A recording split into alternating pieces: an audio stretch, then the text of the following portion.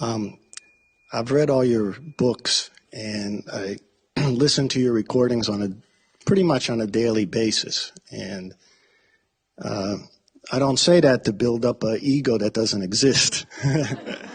It leads into my question. What I find in trying to practice the power of now, trying to be conscious without thought, is a very heavy inner dialogue of all the principles and things that I've read, like, how should I do this? What would Eckhart say? And actually my thought process starts getting more active. And I think I'm losing the presence by that thought process. And then I think of your latest book with the cartoons, which I love, which I think there's one with a little bird in the tree. He's talking to the dog, and he's very upset. And the dog says, "What's wrong?" And the bird says, "Well, you know, I'm thinking about yesterday and this and that, and I'm worried about what's going to happen in a week, 2 weeks, about the future. What do I do? What do I do?" And the dog just looks at him and says, "Stop thinking." So how do I, it seems you try to stop thinking, and you read all this and you try to practice it, but yet in any given situation, I find that in order to get closer to practicing it or even practice it, it's causing a lot of thoughts to happen. So is that different kind of thoughts, or those thoughts that I should break that kind of habit, and if so, how? Okay, thank you. Thank you.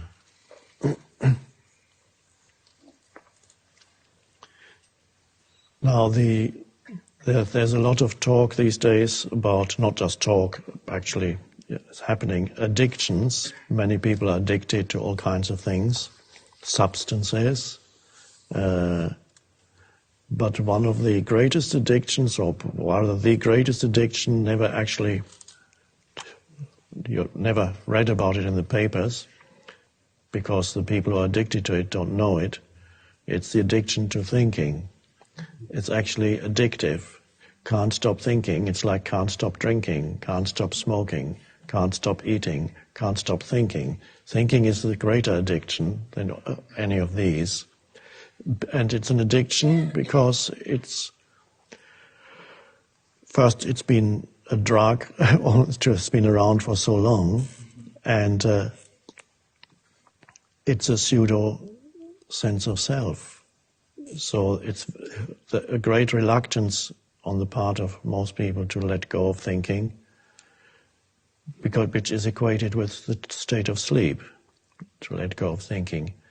There isn't that much to understand in this teaching. There's a little bit to understand about how the ego works, but even that is just mainly a self-observation.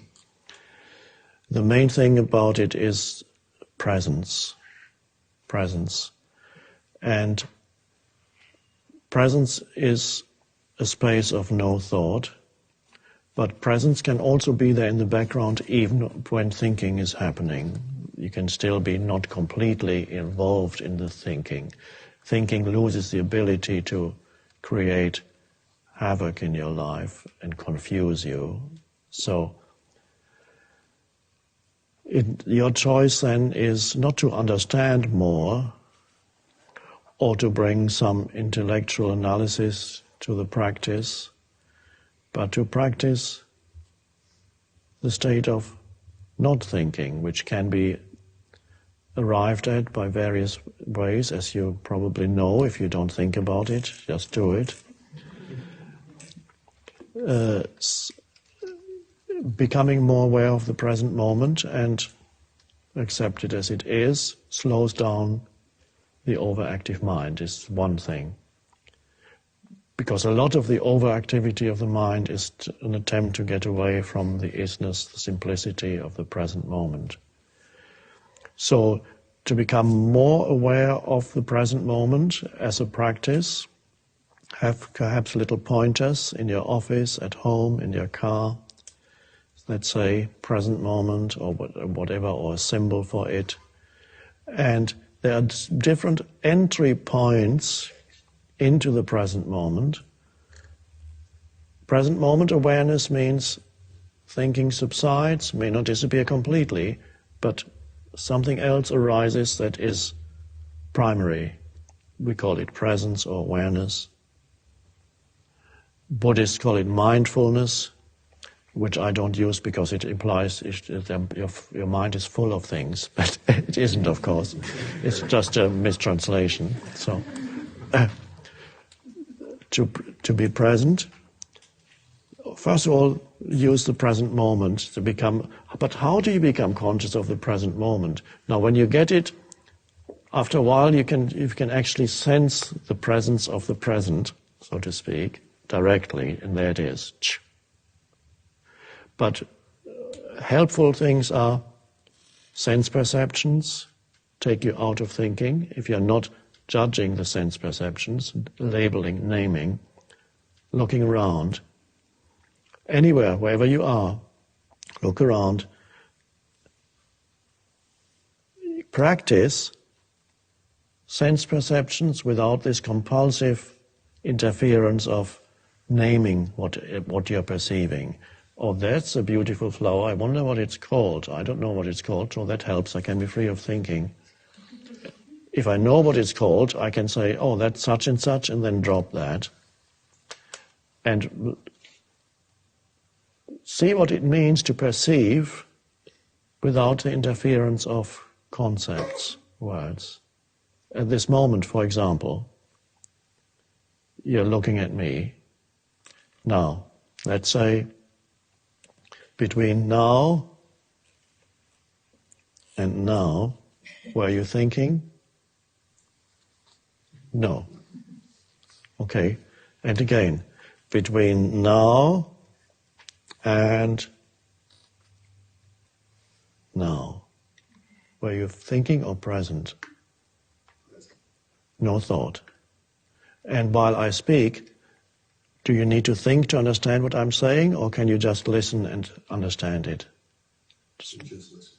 And this is what you're doing. And so that's part of the teaching and the function of the spiritual teacher. Imparting information is secondary. What I'm telling you now is secondary. What is primary is the underlying state of consciousness, which is presence. That's the teaching. But you can't talk about that. It's underlying. But a sign that it's working is that while you listen, there's no thought. There's just an alert presence. And when the so-called teacher stops speaking for a moment, the alert presence remains. It does not need to be filled with anything. Like now. What is there to think about? Nothing. Now, if we do this for longer, at some point, your mind will probably start up and think, how much longer is he going to sit there? And when that happens, you can allow your mind to say, how much longer is he going to sit there and say nothing, and then come back to presence. And then some other thought will come. What's this all about?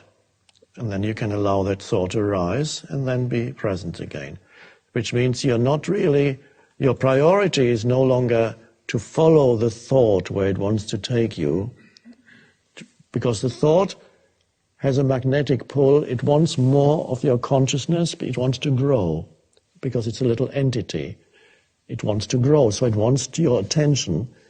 And in subtle ways, it tries to get your attention. It says, it might even use a bodily feeling. It says, gosh, I'm hungry suddenly. Why didn't I need to eat something? And then you think of what restaurant am I going to afterwards? And so the presence is gone, you are gone, you are looking for a restaurant in your mind. Which means the thought used as some bodily thing to make thoughts out of it, completely pointless, because you can't find a restaurant because you're standing here.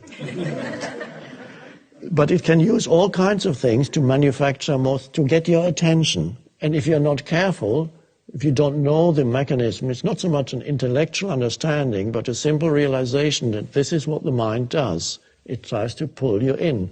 It's fine, that's what it does. Once you know that, you can allow thought to arise without following it where it wants you to go, which is into another bigger thought and a bigger one. So then you become like my dog when it finds a scent And then suddenly, even when the dog is off leash, usually she's fine, she just runs around you, but suddenly she picks up a scent, and then she goes off completely unaware of surroundings or anything, and he just follows it. And she could get lost. She goes off to the horizon sometimes, just disappears. And that's, when you follow a thought, it goes like that. You can wake up 20 minutes later, and it started with being a little bit hungry and thinking of a restaurant, and it ends up with thinking about how dreadful your life is.